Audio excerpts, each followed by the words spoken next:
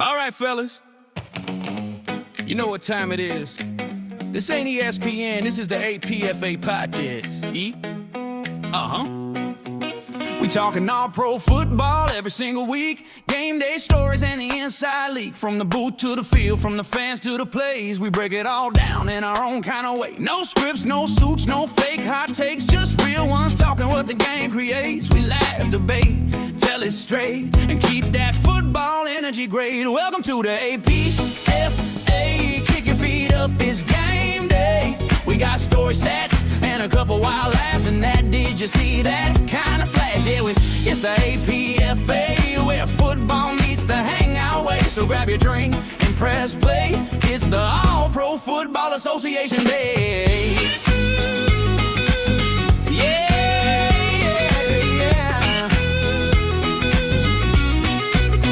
From Sunday lives to the Monday memes, we talk the highs, the lows, the dreams. From rookie talk to legend pride, we bring the locker room vibe worldwide. We got coaches, fans, and a mic or two, telling it real like the players do. No filters here, we say it raw. That's how we love this game we saw. It's passion, people playing loud with the voice of the football crowd. From kickoff to overtime, that's the show. If you love the game, then you already know.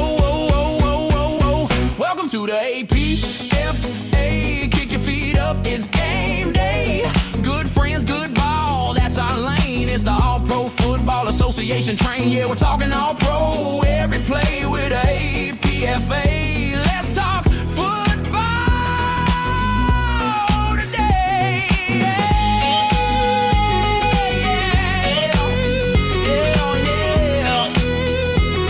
It's the All Pro Football Association train. Yeah, we're talking all pro every play with the APFA. Let's talk football today. It's the All Pro Football Association train.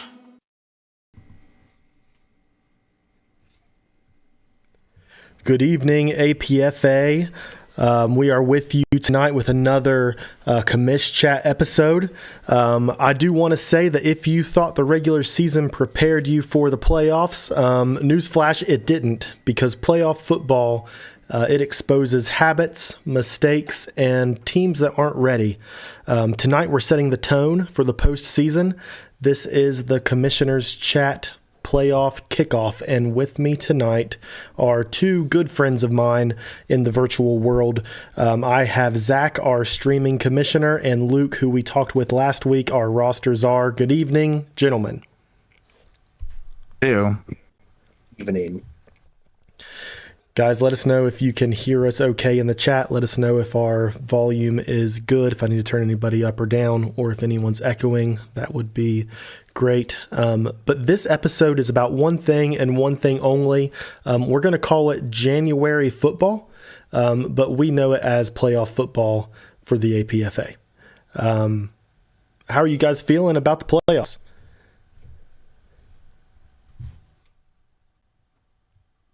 I mean, I'm not in them. That's true. Georgia fell a little short, but you're still invested, right? Yeah, for sure. Of course. And Zach, we know you're involved. I mean, being the streaming commish, heavily involved in playoffs as we move forward, right? Yeah.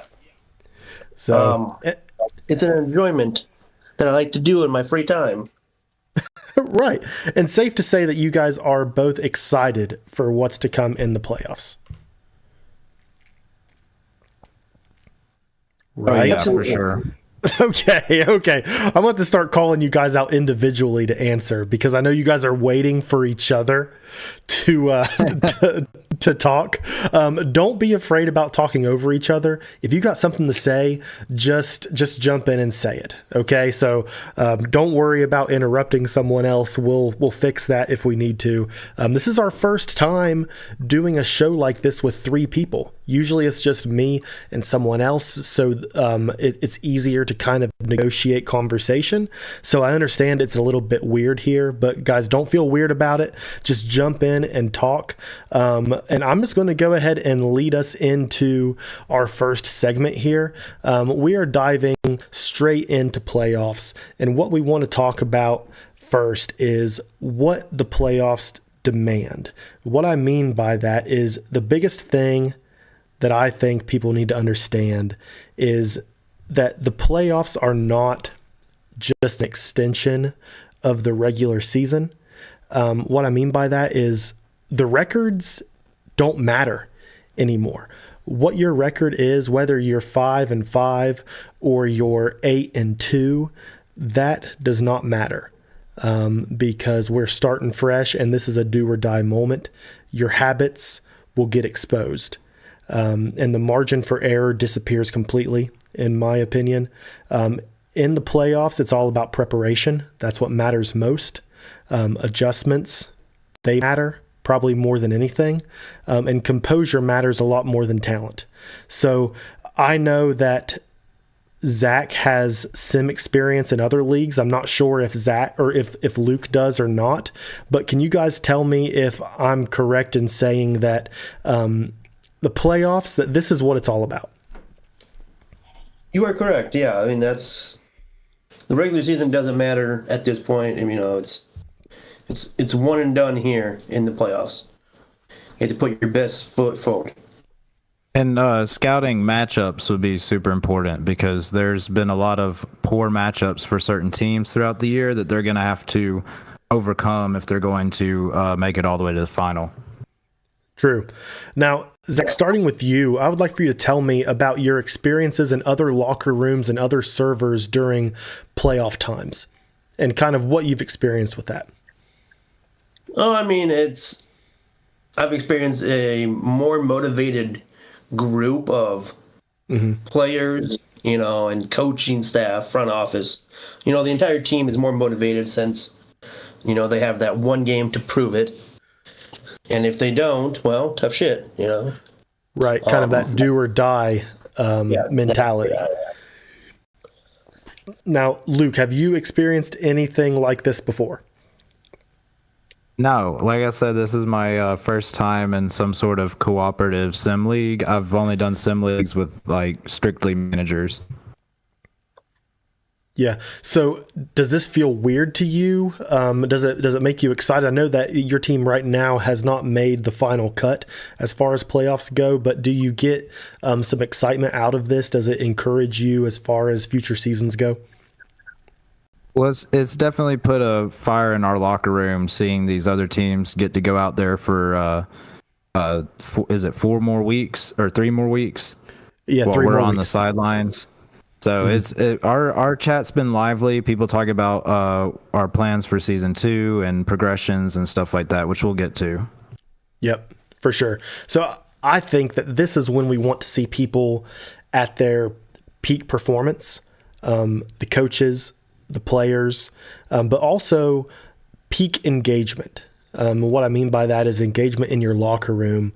I feel like this is the opportunity to have the most hype in your locker room and also in the Gen Chat server as far as Discord goes. But this is a do or die moment where, every game matters to the nth degree, in my opinion. I wanted to talk about in this segment some preparation check marks that I've come up with, some things that I think these teams need to be considering when they go into playoffs. So this segment is called What the Playoffs Demand. And I've come up with 2 things that I think teams should be doing going into playoffs. And then I want you guys to kind of talk about it as well, if there's anything that I didn't mention that you guys think. But the first thing that I want to mention is being multi-dimensional. What I mean by that is making sure that you're not all pass or you're not all run, that you are able to spread the ball out to your star players. What do you guys think? That feeds into the statement I made earlier about matchups. You want to be able to be dynamic enough to face all these teams that you're going to have to. Yeah, I agree with that. Yeah, I think if a team comes off as unidimensional, that is nothing but a target on your back as far as being able to be game planned against. So I think being able to find a way to spread the ball out to your star players and being able to make things happen with several different users is super important with success in the playoffs. So that was my first point. My second one is what I'm going to call the playbook switcheroo. Now, if there's any team that's going to be paying attention to scouting, they're going to be reading your playbook. They're going to see what kind of things you're doing. And if you're not switching things up, that's going to be a mark against you. You need to be able to switch the playbook up. However, more risk or more changes involve more risk, right? What do you think about that, Zach? Yeah, I mean, that's 100% true. I mean, you're risking these changes in hopes of the other team not adapting to these changes. Yep. What do you think, Luke? That's something we've actually been looking at ourselves with. You can change up to 10 plays on offense and 10 plays on defense. So the idea would be that you have a core to your playbook and then like these 20 plays on each, separated by what team you're going to play next. Yeah. Yeah.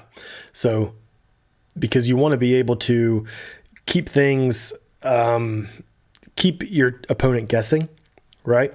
So I think that is a big thing, but we all know that there's plays that don't work. So if you're too aggressive, if you make too many changes, that could be a negative against you. But a playbook switcheroo is never a bad idea as far as playoff goes. So if that's what the playoffs demand from everyone, let's talk about what actually wins games and when they're played. So let me go ahead and hand this over to Zach, the Corn Man, and see what he has to say about this segment. So yeah, I mean, winning in January, that's the first step of, being a good playoff football team. It's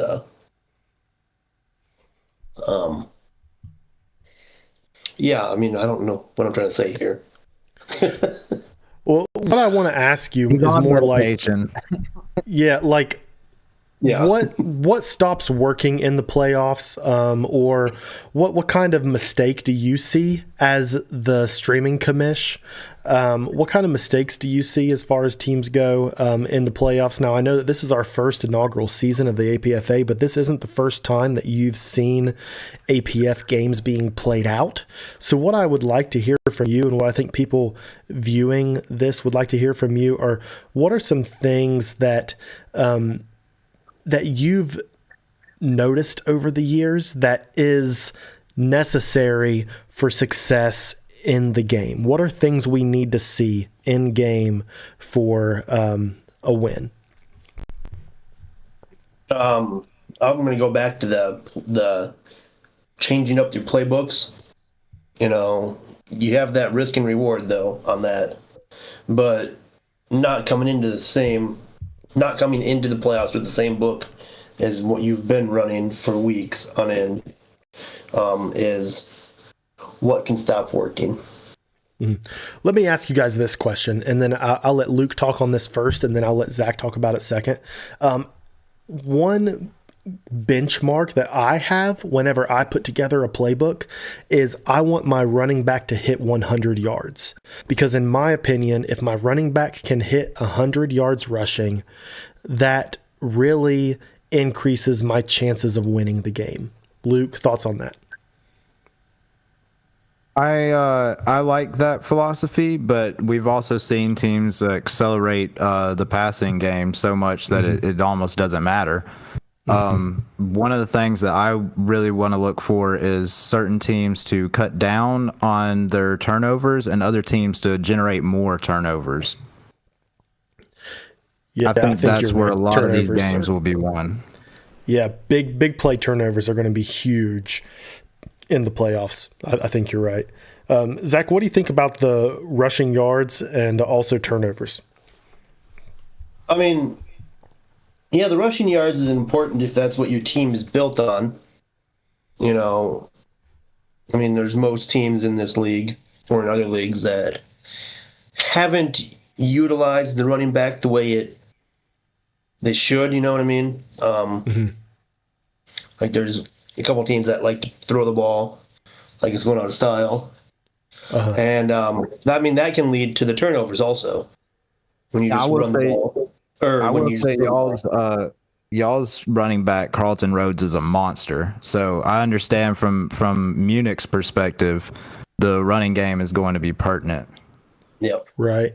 And I think that maybe I lean more towards that because I really believe in the multi-dimensional scheme where if all I did was pass, then the only thing that opponent would have to stop is the pass game.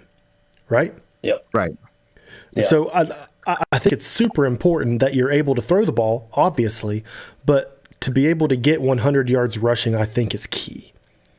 I really believe that if a team can get 100 yards rushing out of their running back, then their chances of winning the game go up exponentially. So that's kind of my point with that. I know some teams don't do that, but I believe securing a win, it's super important to get those rushing yards. No. Let me ask you guys about Go ahead. Our week one against Neptunes, we had 100 rushing yards, but we ended up losing because of turnovers. Right. Yeah, turnovers are important. Now, were those interceptions? I can't remember. Yeah, we had a pick and a fumble. Maybe two fumbles. So it was a pick and a fumble. So, yeah, I mean, obviously the turnovers are going to be a big variant in this. Like we talked about, big plays, big interceptions. We haven't seen a whole lot of interceptions this year, but yeah, that's going to be a big difference maker. What about spreading the ball out? How do you guys feel about? I mean, on every team, we're looking at about 2 or 3 user receivers for every team, not including a user tight end. So we're looking at 3 or 4 targets of user players per team. How important do you guys think it is to spread the ball out amongst all of those targets instead of focusing on just 1 or 2? I think it's very important. You know, try to get everybody involved in that game. You know, there's no I in team. Not a one-man show. And then you have teams like Pungo. Really, they have 6 targets because they have a running back and a tight end on top of 4 receivers. Mm-hmm. Yeah. True. So, well, do you guys have any other thoughts as far as this segment goes as to what wins games on the field? As far as APF goes, things that we're looking for, milestones that need to be reached statistically, maybe even some thoughts on home field advantage. What do you guys think about as far as this game goes of what we're looking for? Let me ask you this, Luke. Do you believe in home field advantage in APF? That's what I was going to bring up. I'm glad you mentioned it. Yes, I'm a believer. Mm-hmm. I think that, well, I know that there's been some leagues that have really tested that and have also agreed that home field advantage is a real thing. Now, depending on the difficulty you run the game in, they've noticed that advantage is decreased, and we are running our league on a difficulty where that advantage is decreased as much as possible. However, there still seems to be some home field advantage, which I think is a cool aspect to this. I feel like we've seen it. We've had some matchups that we felt were really good, and then we went into their house and it was not the same. Right. Zach, any thoughts on this? Yeah, I think home field advantage does. I mean, I think there is a slight advantage for it in this game. Yeah. You know, because, I mean, I've seen it firsthand. When one team goes to somebody else's home, and then they play at home against that same team, and it's complete opposite. So, right. I still would say that it's no excuse for proper playbook management, right? So I still think that with a good plan in place, that the away team can definitely come away with a win, right? You guys agree? For sure. Yeah. So, which is important for competitive play in a league like this. So, but yeah, I agree. Well, do you guys have anything else to say about what it takes to win in the playoff situation before we move on to the next segment? Nope. Okay. Well, if that's what it takes to win games on the field, let's talk about who's actually built for it. And I think there's nobody better to talk about this than our roster czar himself, Luke. Take it away. Okay, so we have some people who have been progressing over the season, and I have 4 that I'd like to highlight. The first one is DC Tribe's defensive back, Siege Falco. We've noticed over the course of the season, he's improved a lot in the locker room. His leadership and vocal presence has helped the players around him, and their defense is going to be something to deal with. Justin Reside, the QB for Hampton Roads, his release has tightened up. We see that he's got a much quicker release now. There's a few players who actually went up a class. The Chris Middlebrooks for Appalachia, he went up from bronze to silver, as well as adding a play fake badge, which will help them a lot in the playoffs as they're a rising team. And the last one I want to highlight is Ray King Ball, who was massively underrated as a rookie. A lot of his peers had better collegiate stats, but he had very deep intangibles, and he was a hard-nosed runner. He went at defenders hard and was difficult to catch, but then he's also become more snappy in his running and has some really quick cuts. So he's going to be a threat that opponents really need to pay attention to. Okay, that's cool. I haven't paid attention to any progressions. I know that's not something that's easily visible to the public on the website. So that's really important information, I think. And I will say that I noticed the first week that Christopher Middlebrooks, quarterback for Appalachia, progressed, because that was when they started their hot streak. Man, was that a difference maker? Yeah, for sure. He was one that I really was focused on because he's not only gone up a tier, but added badges as well. Yeah, that's cool. Now, did you say that Siege Falco has picked up some leadership skills, or was it something different? What did you say about Falco? Yeah, he's got leadership attributes that are becoming more present later in the season. So the guys around him have been playing really well under his tutelage. Cool. Zach, what are your thoughts on leadership? I know that's something that's commonly debated. There's not really a lot of proof as to how effective leadership skills are in the APFA, but especially at the cornerback position. What do you think about that? Yeah, I mean, it's like you said, it's not something that's been studied a lot of. I mean, being the leader at the cornerback position could be helpful, for Siege and his secondary teammates. Try to give them that boost of motivation to stop the pass and stop the players. It's one of those that I have dubbed a mystical badge, where we're pretty certain this does something. We're just not entirely certain what it does. It's hard to quantify. It is. Now, did you say Justin Reside has picked up some quick release abilities as far as getting the ball off? Yeah, his motion is a lot snappier now, so he's really improved that.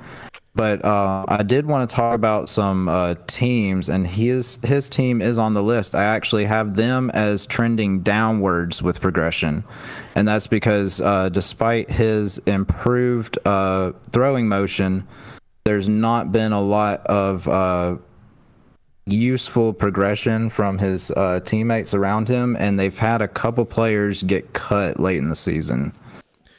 Yeah, there's been a little bit of drama as far as the wide receiver core goes for that team, but that is interesting. You know, I think that there's a lot of strategy, especially going into season one, as far as what to do with your progression points. You know, I think a lot of people are saving their progression for gold, but I think it's really cool that for both games this weekend, we have at least one player from each team that has progressed in some way that might add a level of strategy and difference to this season. So that's really cool. Now, what did you say about Ray King Ball? He was really underrated because he came in as still bronze, but he had a lot of intangibles, a lot of different badges to start out, and he's added some more as well as finally going up to silver. So he's going to be somebody that's really difficult. Okay. Well, that could be a difference maker. His bag is very deep. Yeah, that could be a big difference maker for a stale London team, in my opinion. Now, there's a couple teams I have here that are trending up in progression. DC Tribe, they haven't had a whole lot of activity, but two of their defensive backs, we already talked about Siege Falco, but Declan James has also been jumping a lot higher the second half of the season. He's improved his vert quite a bit. Cool. Appalachia is the other one I have trending up. You know, the rising hot streak of play, but also we talked about Chris Middlebrooks improving his stats as well, and their receivers have also added some improvements. Smithers Witherson the fourth is now a route god. So he's a lot snappier. He's creating space. He's getting open. Joey Clausen has become more of a threat. So there's someone that's trending up as well. Whoa, there's a lot more progression than I anticipated. That's pretty cool. Yeah, that's awesome. The last two teams that I have Pungo trending down. They haven't had much improvement among their core players, and they've been looking a little bit more mortal late in the season. And Munich, I've listed as mediocre. The only improvement I've seen on their team is their third string receiver. So they've looked really good though, but there hasn't been a lot of change or development with their personnel. Right. I think what you're seeing there is the difference between those who are wanting to play the long game versus those who are really serious about getting a ring in season one. Because these guys could be working on much bigger things that we'll see in season two. Some I know aren't the best at attending practice, but the ones that are, I'm sure, are like looking to improve their players some other way. Right. Well, very cool. Any final thoughts on player builds heading into playoffs, Luke? Well, momentum is everything in the playoffs. The momentum you take in, the momentum you take from round to round, and that comes from preparation. That comes from practice. That comes from getting your progressions up and improving your players, and also those playbooks like we talked about. Good deal. We are going to head into a fun segment here next, but first, let me shout out our unofficial sponsor for tonight. This one is called We'll Fix It Next Season, trademark, a Colin Pierce company. Proudly serving Charles from Pungo, Steezy and Dave Barr from Pottsville, Luke and Royce from Georgia, James Klein from Appalachia. If you've heard the saying, "We'll circle back," congratulations, you're already a client. So, in all seriousness, no, we are working really hard to try to improve things this season. We've said a lot to a lot of people that we are working on it. We'll circle back to it, but I promise you, we really are. We have a lot of hidden channels. Zach can vouch. We've written down a checklist of things to go over to improve the league for season 2. And we have a lot of good things coming, I believe. What do you think, Zach? Yeah, I agree. I mean, there's a lot of work behind the scenes that not everybody can see. I mean, we're always talking, we're always brainstorming, we're always trying to figure out ways to improve the league, make it better. Yeah, for sure. So, anyways, let's go ahead and do something fun. This segment is called Whiskey, Tea, or Tap Water. What we're doing here is a vibe check. Okay, this is an opinionated segment where we will take each team from the playoffs and we're going to label them whiskey, tea, or tap water. Whiskey means hot and confident. Tea means calm and controlled. Tap water means meh, they're here, right? So I want Zach to answer first and Luke to answer second, and then I'll go last. So let's go ahead and see if I can pull up some team logos here. We have London and DC in the first game, so let's go ahead and talk about London. Zach, thoughts on London? Whiskey, tea, or tap water? Tap water. Any explanation? They haven't done.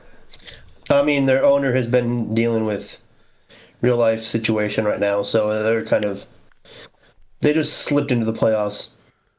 Slipped. So. That slipped as the number 3 seed. Whoa, bold strategy. Okay, okay. Luke, thoughts? Now, I'll go with tap water. I talked up breaking ball, but I don't feel like they're going to do enough to get him the ball when he needs to. Okay, very interesting. 2 tap waters. I think tea is very fitting, especially for an English team. So I think that they are calm and collected. I do think that things have been minimal as far as changes go, but they're the number 3 seed for a reason. So I think that they are tea stamped. So, all right. How about DC, Zach? Tea. I think they have the pieces there to make a deep playoff run. Luke. I'm going to go with whiskey. I think they are on fire and their defense is going to only get better. Okay. I like it. I am going to go tap water because, I have insider information knowing that the owner is planning on leaving after this season. So I think that things are maybe going to go south as far as the playoffs go. So I'm going to give them tap water. Let's talk. Ole Miss won a game without their coach. That's true. That's very true. That's a good point. And I love that we all 3 picked different drinks to assign to them. Yeah. So, like I said, it's an opinionated segment. So somebody's going to be wrong, somebody's going to be right. But I'm going to be right. All right. Tell me about Appalachia, Zach. They're on a hot streak, and I think it might continue. Luke? Well, off of that, I'm gonna go whiskey. They are hot. They're very hot. I don't think they're just calm and collected. I think they're coming for people's throats. There is no team hotter or more dangerous than the Appalachian Outlaws.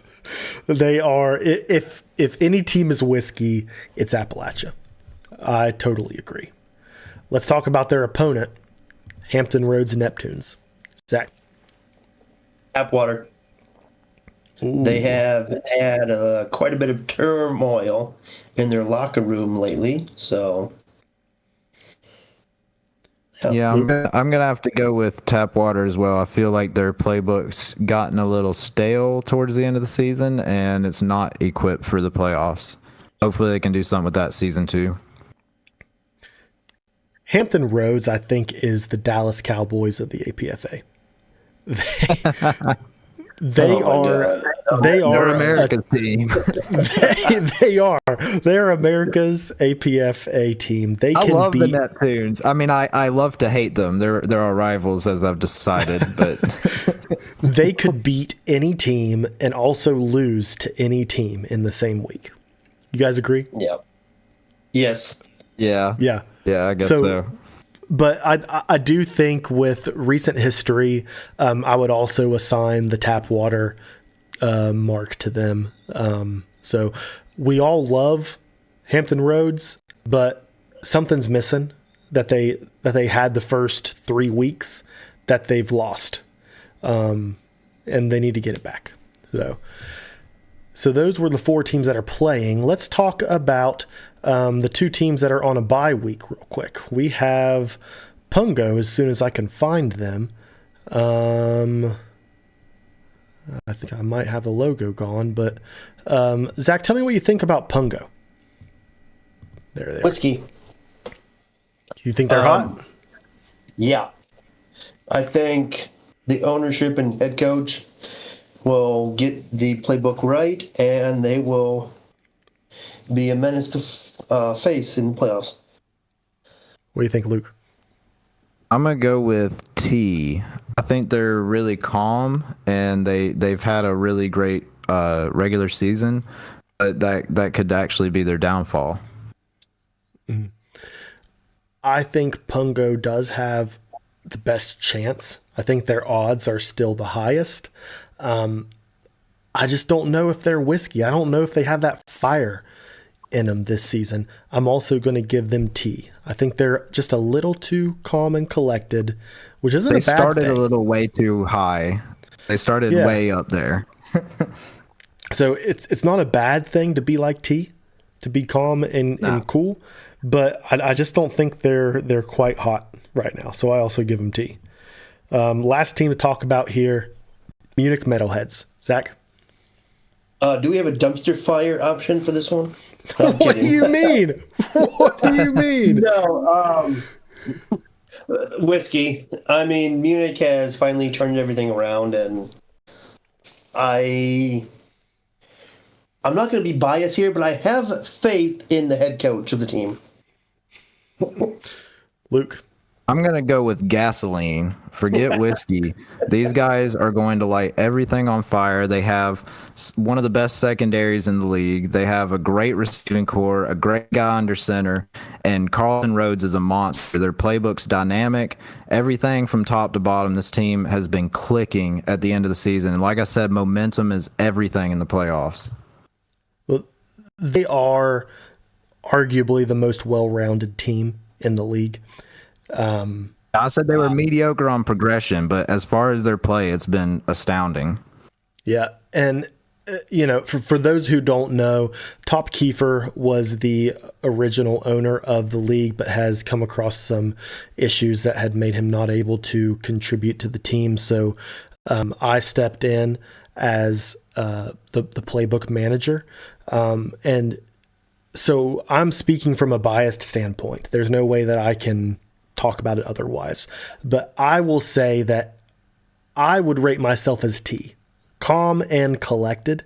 I am a competitive person and I like to win, but it's not for me. I'm trying to make a few changes to make us successful, but I'm not going, I'm not spending every waking moment trying to come up with the best playbook.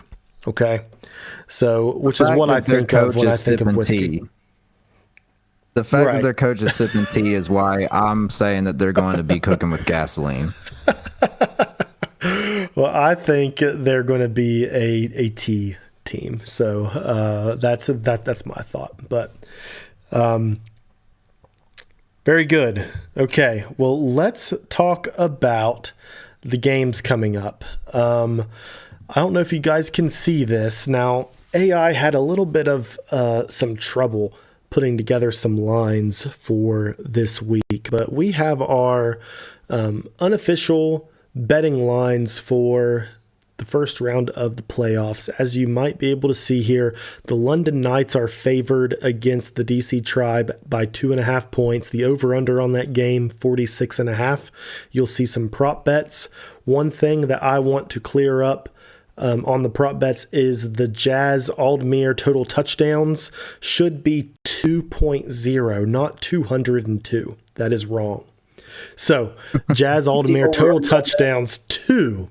Okay, everything else looks correct there. Let's talk about that game in particular. Guys, if you had 100 fake dollars, what would your parlay look like? Go ahead, Luke. I'll do a 4-legger. I will take Ryan Davis over 74.5 easy. I will take Joey Clausen's anytime TD. Give me the Outlaws to clear the spread and DC to win. Ooh, interesting. Okay.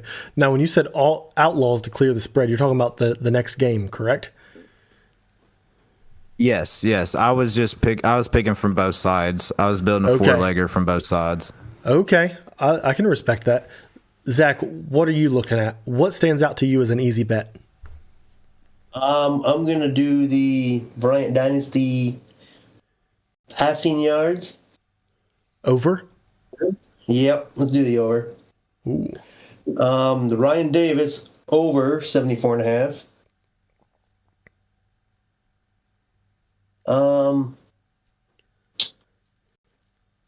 Knights money line.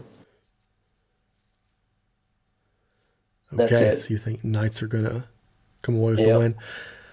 Okay. I'll tell you what I think is the toughest bet here is the Chris Britton total tackles. I feel like that's a really good line. Yeah. I don't even want to touch that one. I don't want to either. I would like to say he's going to have a game, but man, it seems like that's going to be right on 8 or 9 total tackles. We can all agree Ryan Davis over is easy, right? Mm-hmm. I would like to do. I wish there was a Ryan Davis touchdown scorer. I would like to have that as an option. I think I would take. What do you say? 1.5 touchdowns. Yeah, over under on Ryan Davis. I would probably take under 2 touchdowns for Ryan Davis. I'd take 2. I think you get 2. I think that's a good line. I'm not sure what I would pick with that. I do feel like I would take Jazz over 2 total touchdowns. Oh yeah, that one's solid. Probably. I would take her under 202 though. I think I would place. I think the easiest line here is over 46.5 total points. Yeah. I think both of these teams score 23 points apiece, 24 points apiece. I think that is, I think that's easy money. So that's kind of what I'm leaning with that. As far as game 2 goes, Hampton Roads they're such a wild card. I hate to touch the money line or the spread with any game that the Neptunes are involved in. I took App. I think they'll win by a touchdown. Okay, so you're taking App with the spread? Yeah, that was on my legger. That would pay. I like Rob Hunt touchdown. I like his story. Yeah, anytime touchdown. I think Clausen's gonna snag one too. I could see each of them getting one. And what about Chris Middlebrooks over under 255? Yeah, I was just getting ready to say that I think Outlaws break 300 passing yards. I think that's an easy one. I think that's an easy over. Yeah, I'll go over on that too. I'm also going to take the Justin side over interceptions thrown. 1.5. What? Ooh. You think he's going to throw over 2 interceptions? Yeah. Or at least 2. It's 1.5. You wild man. Is the problem. Let me tell you this. The Outlaws have 0 user defensive backs. Does that change that bet for you? 0. Okay. No. Okay. I can get behind that. It's a ballsy bet, but I like it. Ooh, not me. I would take the under. There's no way he's throwing 2 interceptions against a generic secondary. No way. I'm not touching that one. I don't want to touch any of these defensive related ones at all. But I like that he's willing to say over. How about this? What if there was a line up there for a special teams or defensive touchdown in playoff week 1? What do you think? I would not touch it. No. Yeah, if I'm getting a chance at 2x on that, I might do it. Okay, so you take it for 200 for plus 200. Yeah, I think the I've seen some of these teams, especially in this first round, have some really good returners. So Okay, very good. How about challenge flags? Over or under 2? Under. over. I love it. I love making these fake Is that lines. for both games total? Yeah, for both games. Yeah, definitely over. I think we might see 2 in the first game. That's a good Or line. they're simulcast, aren't they? Yep. Yeah. I would take the over. I would take the over as well. I think that's a good one. I like living Very on the good. edge. Very good. All right. Well, guys, we are sitting at 48 minutes, and I know Luke's going to have to go to a prior engagement here, but we have covered everything that we needed to cover. I'm excited perfectly about timed. playoffs. Yeah, I think that was good. I'm excited to stream both games at the same time. Now, Zach's streaming one game, I'm streaming the other, but they're both going to be tomorrow at 8 p.m. Eastern Standard Time. Zach, do you have any final remarks here before we sign off? And then I'll ask Luke the same question. Good luck in the playoffs to the teams who are still in it. Yep. Good luck. Luke, what do you have to say? Welcome to playoffs, APFA. I'll see y'all next season. There you go. Well, thanks for tuning in. This has been the playoff kickoff. Good luck to all the teams. Let's keep the Gen Chat active. Let's keep your locker rooms active. Don't forget to like and subscribe to the video and the channel. We'll see you guys next time. Y'all have a good week and a happy new year. Yeah, we chillin', kicking back, talking all pro plays. From the field to the mic, we got stories for days. Grab a seat, grab a drink, it's the time again. Welcome to the show, where the talk never ends. It's the APFA, we just talking ball, stats, plays, and the rise and fall. From the big hits to the locker room calls, we break it all down, yeah, we cover it all. No suits, no ties, just friends and mics, talking game day legends and those Friday nights. From the rookies to the vets, every yard, every line. You know we keep it real every single time. Yeah, turn the volume up, feel the vibe in your zone. We're laughing, debating, but it feels like home. From kickoff to overtime, that's the way. It's the all-pro fam, and we here to stay. It's the APFA, we just talking ball, stats, plays, and the rise and fall.